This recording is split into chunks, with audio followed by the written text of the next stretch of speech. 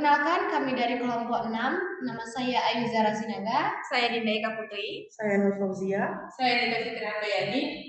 Pada video kali ini, kami akan menampilkan tutorial tentang uji korelasi. Selamat menyaksikan. Konsep dasar analisis uji korelasi.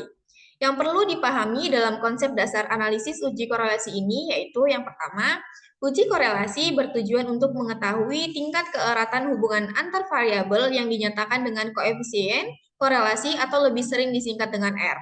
Sederhananya, uji korelasi dilakukan untuk mengetahui apakah variabel X berpengaruh terhadap variabel Y sekaligus mengetahui tingkat hubungannya apakah termasuk kategori sedang, erat, atau kategori yang sangat sempurna tingkat korelasinya.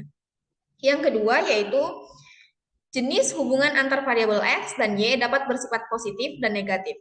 Sifat hubungan antar variabel X dan Y ada yang positif, yang berarti semakin tinggi variabel X maka akan meningkatkan variabel Y. Sebaliknya juga yang negatif. Artinya, kalau negatif itu berarti semakin tinggi variabel X maka akan menurunkan variabel Y-nya. Seperti itulah konsep awal yang perlu dipahami sebelum melakukan uji analisis korelasi.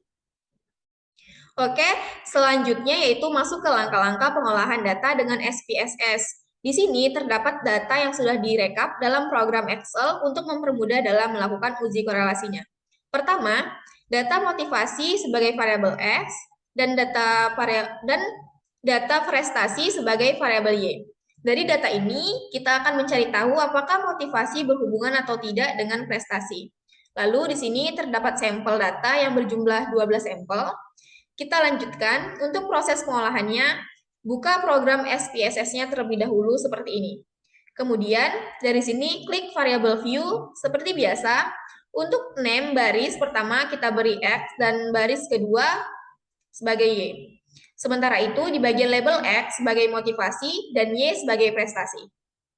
Selanjutnya kita klik data view dan sudah muncul untuk huruf X dan Y. Lalu copy data yang ada di Excel tadi untuk dimasukkan ke program SPSS-nya. Lalu muncullah data yang sudah ada tadi.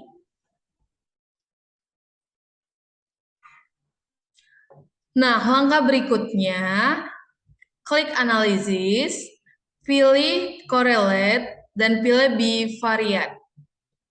Lalu, klik tabel motivasi sama prestasi, pindahkan ke variabel menggunakan panah ini. Lalu di kolom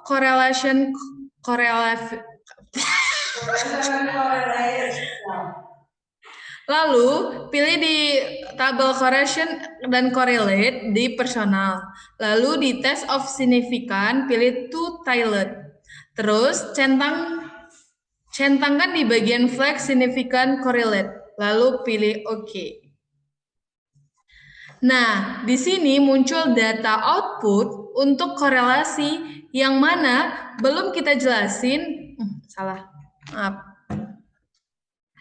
Nah, di sini muncul data output untuk korelasi yang mana belum kita jelasi. Bising kali. Di sini data output untuk korelasi yang mana sebelum kita menjelaskan perlu kita pahami tentang dasar dalam keputusan uji korelasi.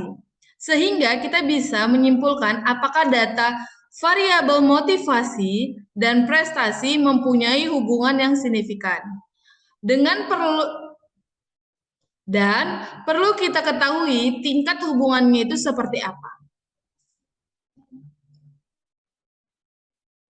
Baik, yang selanjutnya kita melakukan pengambilan keputusan terhadap variabel X kepada variabel Y, yang mana pada data terdapat sigma yang bernilai 0,002 dan ada sebuah aturan pengambilan keputusan yang mana jika nilai signifikansi kurang dari 0,05 maka berkorelasi, dan jika nilai signifikansi lebih dari 0,05 maka tidak berkorelasi.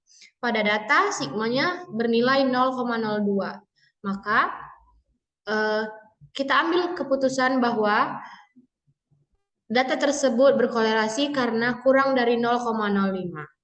Oke, yang selanjutnya itu pedoman derajat hubungan.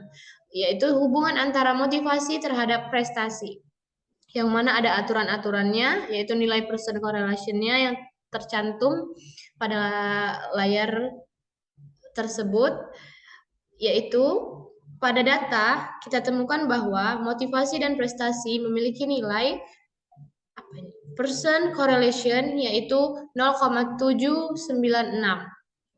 Maka 0,796 itu termasuk kepada nilai person correlation antara 0,061 sampai dengan 0,80, yaitu dinyatakan sebagai korelasi kuat. Jadi, hubungan motivasi dengan prestasi disebut dengan berkorelasi dan berkorelasi kuat. Nah, selanjutnya, jika nilai signifikan tepat di angka 0,05, maka dengan caranya itu membandingkan person correlation-nya dengan R table. Kita lihat yang pertama, person correlation itu harus lebih besar dari R, maka itu berhubungan. Jika person correlation kurang dari R table tidak berhubungan. Kita lihat dengan person correlation-nya kita di sini data tersebut 12. Kita lihat dengan di sini tabel ini di taraf signifikan yang 5% di angka 12 yaitu 0,576. Maka person correlation-nya berhubungan karena dia person correlation-nya lebih besar dari R table. Baiklah.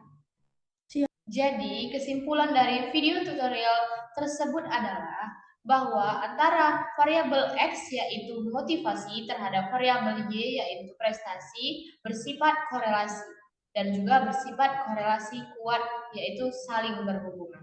Baiklah, sekian video tutorial uji korelasi dari kami. Semoga bermanfaat. Kami akhiri. Wabillahi taufiq wal hidayah. Wassalamualaikum warahmatullahi wabarakatuh.